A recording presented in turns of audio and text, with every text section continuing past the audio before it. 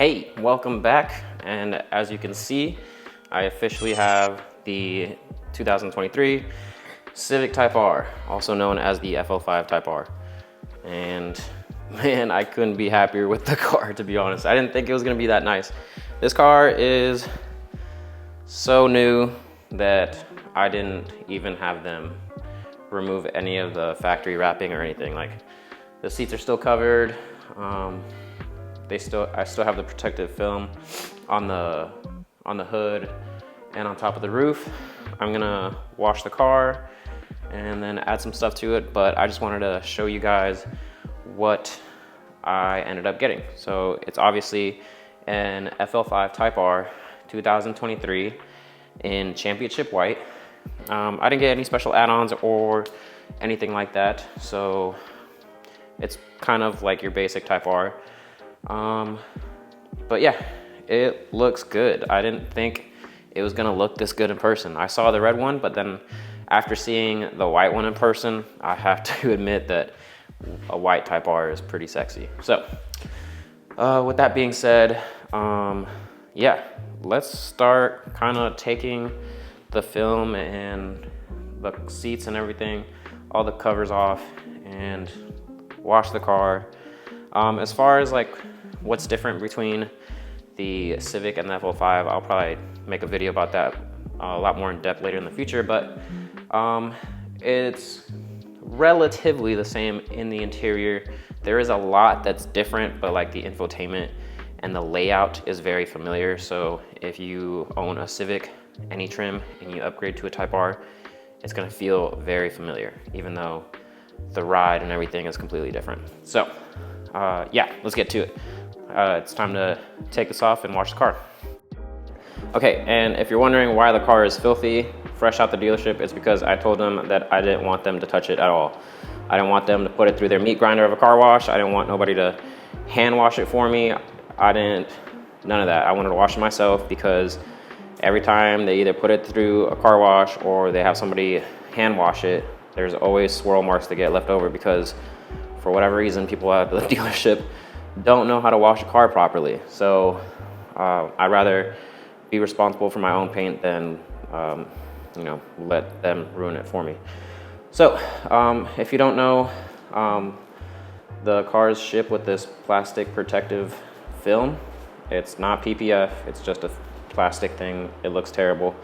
But all you gotta do is just peel it up because it kind of looks sticky, but if you kind of work it just a little bit, it'll come right off. Just like that.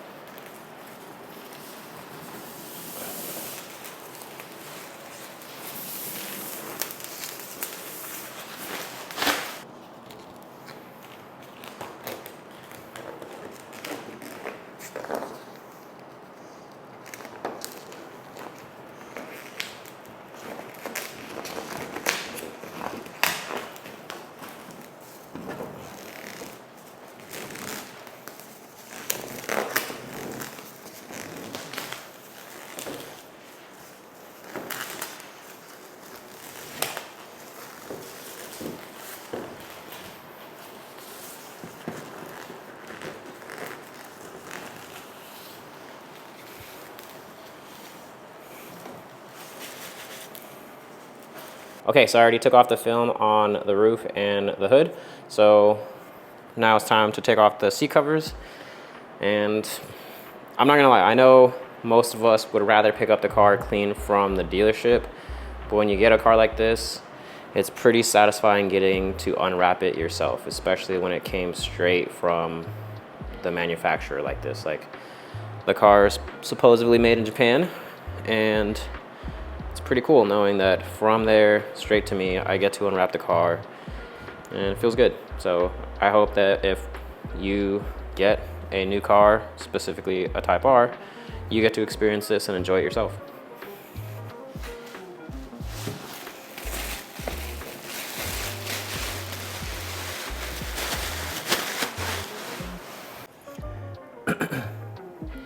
Okay, so something that is kind of cool to see is that if you look at the little sticker right here with all the car's information, it does say made in Japan. So it's pretty cool. The last one was not made in Japan, and I had one of the last ones.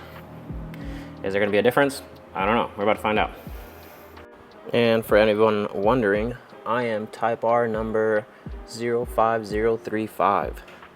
My last one, I honestly forget. It's in the back of my shirt right now, but I was like 14,000 something. So it's cool having a low digit number like that, especially, well, considering how many Type Rs are going to be made altogether, but really cool. Okay, I'm on the passenger side of the Civic Type R, just so I have more room and there's not a steering wheel directly in front of the camera. So, as you can see, compared to the SI, it's already a pretty big difference. Here, we have a matte black instead of the shiny piano black that the SIs and other trims came with. I really like this because with the piano black that came in the SI, when the sun was directly above, it would reflect off of the trim and straight into my eye and, you know, blinded me. But it's also gone on the steering wheel. The steering wheel is a matte black finish on the surrounding pieces instead of the gloss finish. You know, if you like the gloss, that's awesome, but me personally, I didn't like the way that the sun reflected off of it. Here, the center console, it was a weird pattern on the SI, but on the Type R, it looks like it's supposed to be textured metal, but obviously it's just plastic. We got the egg-shaped Type R knob. I'm not really a big fan of the egg-shape style. I prefer an actual knob. Obviously the same buttons that we are used to, besides the plus R, and this is a blank button for what should have been the auto stop start, but the Type R does not have auto stop start like all the other trims do, which I don't care about. And then obviously we have the climate control. Everything's the same here. Now, something that we have in the Type R in North America, specifically the United States, because I think Canada probably gets it too, we have the wireless charging pad. The United States does not give that to the SI in as a standard equipment. Now, if you're any other country, you probably get that. You also probably get heated seats in the SI and heated steering wheel, but in the United States we do not get that in the SI. But they were nice enough to give us wireless charging in the Civic Type R. There is no heated steering wheel on the Civic Type R, and there is no heated seats in the Civic Type R. This is strictly a car that's not strictly, but they designed this with the track in mind, and they cut back on heated seats and heated steering wheel. We also do not get a sunroof. I'm sure a lot of you guys already know all this information, but I thought I'd share. We also have the cool display. It's all digital with the shift lights on top, and when you hit the plus R button, it'll change to this retro S2000 style type of gate or digital dashness, and it has the, I don't think it'll deal with the car off, but it'll tell you which gear you're in. And of course we have the same infotainment that came in the SI, aside from a few different things. The Type R comes standard with navigation. The SI did not come standard with navigation. We also have this Honda Log R. I haven't messed with it yet. Obviously I'm still in the tutorial section, but I'll mess with it more later and show you guys a bunch of cool stuff there. But wireless Apple CarPlay works good. And yeah, that's pretty much it for the interior. The seats are really nice. They're nicer than FK8 seats. They hold you in place and they are mighty comfy. And for the door, we have this cool little trim piece right here with the light that lights up red when you turn the car on. Everything else is pretty much the same. Nothing crazy. The driver's side isn't any different. We have red carpeting. As you can see, I don't have the floor mats installed yet. The dealership didn't even put those. They didn't take them out of the package. They're still in the trunk. And we have, I know it's kind of hard to tell because it's a little bright and the camera doesn't really do a great job. But there is red accent lighting down there, and that's something that did not come with any other car, so I really enjoy that. It also comes standard with a Bose sound system, which is really good. I had the JBL sound system on the Supra, as a lot of you guys know, and that sound system is trash.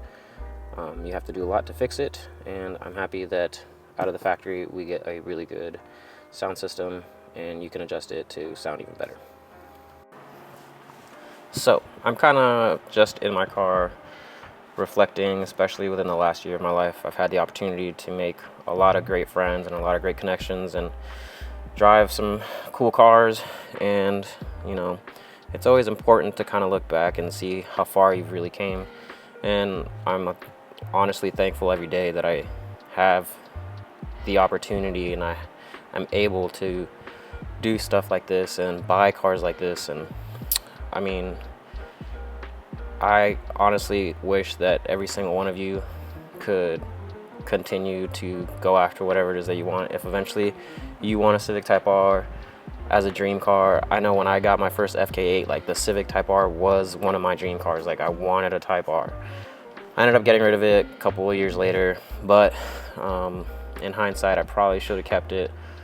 But you know, we came full circle and now I'm right back into a Type R that I like more than the previous Type R. And I know that triggers a lot of people because this one is really toned down, but I mean, I'm 28 and I like the toned down version. You know, like I've told all my friends, the previous Type R is, you know, boy racer-ish, a lot of hard angles, and it looks like it looks good, don't get me wrong, but as I grew up I felt like maybe I want something that's not as in your face like that. It's cool, but for me personally, I probably wouldn't go back to an FK8. There was just a couple of things that I hated about it. I hated the giant fake vents. Like, I understand every manufacturer makes fake vents, but the two giant fake vents in the front and the two in the back, I hated it. I had a 2018 before they did the different styling of those vents. And yeah, I didn't like the rear end. I thought it was huge and a lot of hard angles in the rear end. I don't like a lot of angles, but you know, to each is their own. So if that's what you like, you know, I'm not gonna hate. I love the car, and I did a lot of things to it. I wish I would have documented all the things that I did to that car, but with this, it kind of feels like a second chance to kind of document everything that I do to this car and help you if you have one of these or you want one of these, or you just like this kind of content. I hope that I can, you know, help you along the way or entertain you along the way. So I do have some things already coming for this car.